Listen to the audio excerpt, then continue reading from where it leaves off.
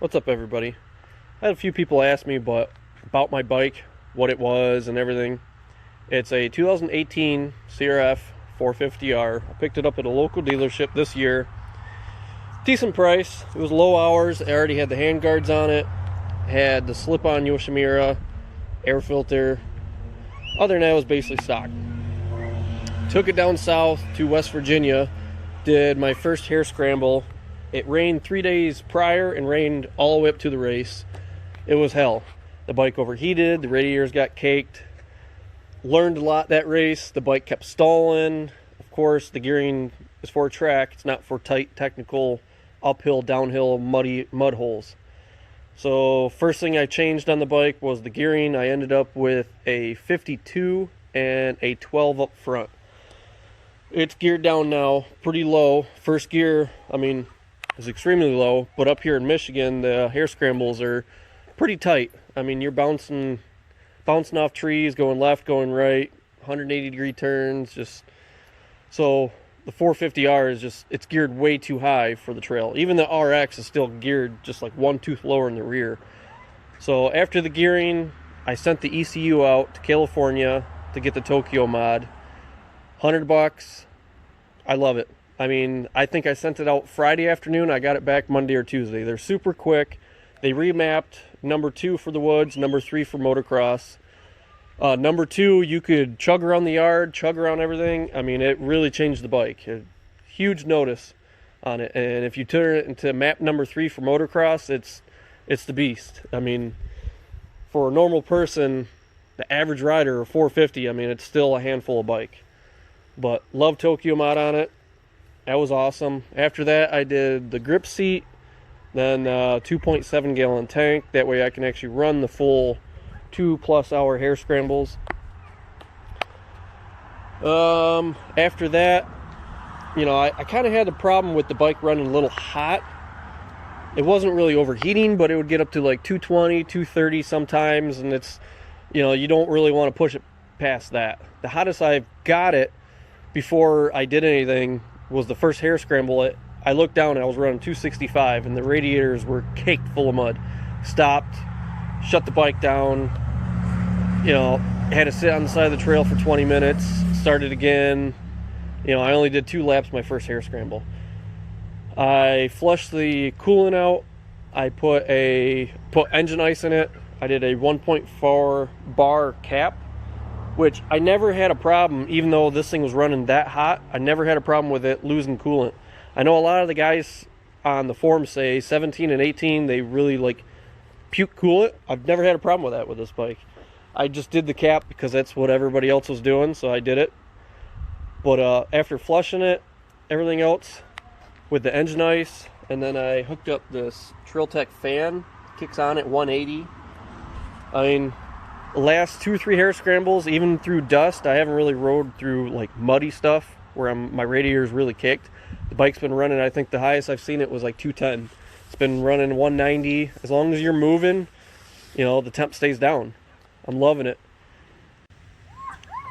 After that, I haven't really did too much to the bike. I added the skid plate. The stock skid plate was obviously junk. The one from Moose, it's extremely hard to get on, but it protects everything. Protects the whole frame. Linkage. You can really bounce over anything you want. Super flexible. Oh yeah, the kickstand was already on the bike too whenever I bought it. It being a 450, it is a handful of bike, especially in a 2-hour race.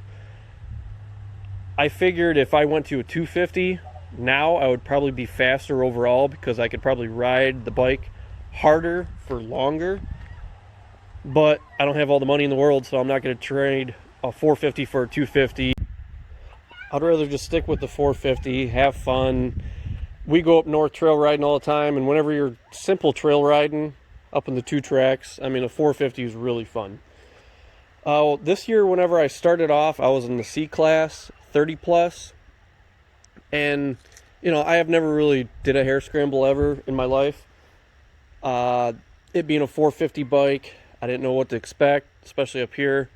And I was doing okay. I was doing mid-pack, but the only bad part is the first lap, everywhere you went, it bottlenecked so bad. And then you would run into like the 13 to 24-year-old guys, which there was like 20 or 30 in their class. There was 20 in the C class. And the one hare scramble I did, I forgot where it was, I passed 23 people in the first lap. And it was just normal guys, C class, were just kind of waiting around and not really into the whole racing thing. They were just kind of riding the track. And it's like, all right, I moved up to 30 plus B, and I'm not really probably a true B class rider. I could hang with those guys pretty good the first, lap and a half, 2 laps, and then I get really winded, and then I start dropping spots really fast.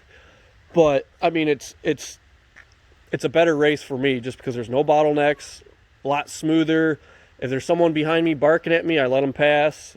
Sometimes there's my last race, I took 3rd off hole shot, and I was riding the other guy's ass for a while and things, and people started passing me.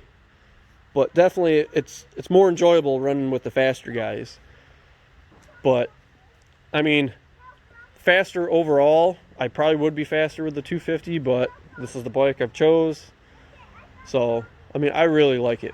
Really like it. Can't say too much more about it. Things that I might do. I mean, I was thinking about rebuilding it. I don't know how many hours was on the bike itself when I bought it. I mean, the frame wasn't scratched. There was not a lot of scuffs. The dealership said the guy trades in a few different things a year, But other than that, I mean, maybe a graphics kit. Another thing I didn't mention is that I have a 18-inch rear tire. I got the 19-inch now because I'm doing a sprint cross tomorrow. I got my 18-inch right here. But other than that, there's not too much more what I really want to do to the bike or need to. I mean, with the 450, you don't need more power. That's for sure. I thought about throwing a flywheel weight into it to see how I like it. I know the clutches go out real fast on these bikes. I don't know what's in it. I don't know if the guy ever did a clutch, how many hours is on it. So far, I mean, I've done, I don't know, I would probably say 4 or 5, maybe 6 hare scrambles. And what everybody says online, that clutch should be fried. But I can go down the road, I can low gear to top gear, everything pulls, everything pushes. I mean, there's, my clutch still feels good. It doesn't engage like sloppy or really like jerk or anything. So, I mean, I think the clutch is still good. Will I do a clutch during the wintertime to do it? I probably will, but I'll open it up, see what's in the bike. If it's stock, definitely replace it.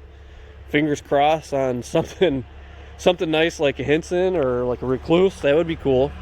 But other than that, I mean, this is what I race. 450R.